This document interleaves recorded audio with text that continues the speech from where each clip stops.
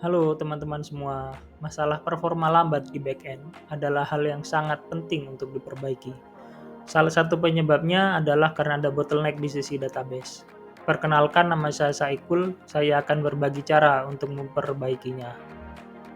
Perlu diketahui, MySQL memiliki fitur monitoring yang bernama Performance Schema. Ia adalah fitur yang sangat canggih dan kompleks. Namun untuk singkatnya, tujuan kita adalah untuk mencari data top events dan top SQL yang berada di database kita menggunakan tool ini. Untuk melihat laporan performance schema, kita bisa menggunakan aplikasi Percona Monitoring and Management, yang selanjutnya saya sebut dengan PMM. Ketika kita menjalankan MySQL Server, ia mencatat berapa lama suatu peristiwa yang terjadi. Dalam screenshot ini, ada event wait, yaitu waktu bagi server untuk menunggu sesuatu selesai terjadi.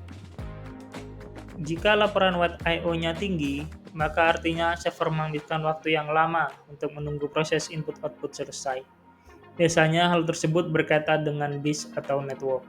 Sedangkan jika wait log-nya yang tinggi, maka artinya server menghabiskan waktu yang lama untuk menunggu agar bisa melakukan operasi logging ke sebuah tabel atau row. Untuk memperbaikinya, kita bisa cari penjelasannya di Google untuk mencari tahu penjelasan lebih detail dari masing-masing nama event tersebut. Biasanya sebuah event menjadi lemot karena ada SQL yang lemot. Berikut adalah laporan SQL yang lemot di PMM. Untuk memperbaikinya, kita bisa mulai dengan bantuan perintah explain. Berdasarkan output dari perintah explain, kita bisa mengetahui apakah query tersebut menggunakan index atau tidak, membuat tabel temporary atau tidak, atau masalah-masalah lain yang biasanya mempengaruhi performa database kita. Sebelum kita mulai memperbaikinya, kita bisa mulai dengan mempelajari jenis-jenis indeks yang terdapat pada database MySQL. Selanjutnya, kita juga perlu mempelajari jenis tipe data yang optimal untuk kebutuhan kasus kita. Jika sudah mempelajari dan memahami dua hal tersebut, kita bisa menggunakan bantuan ChatGPT untuk membantu kita.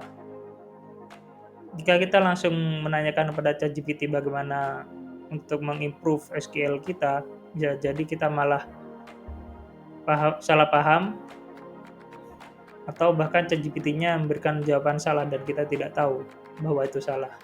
Sehingga kita harus memperkuat dasar pengetahuan kita dulu. Berikut adalah ChatGPT prompt yang biasanya saya gunakan untuk menganalisa hasil output dari berita explain.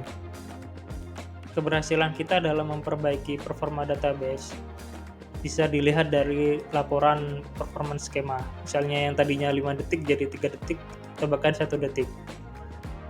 Demikian sedikit tips dari saya. Jika ada pertanyaan atau feedback, silakan komen. Sekian, terima kasih dan good luck.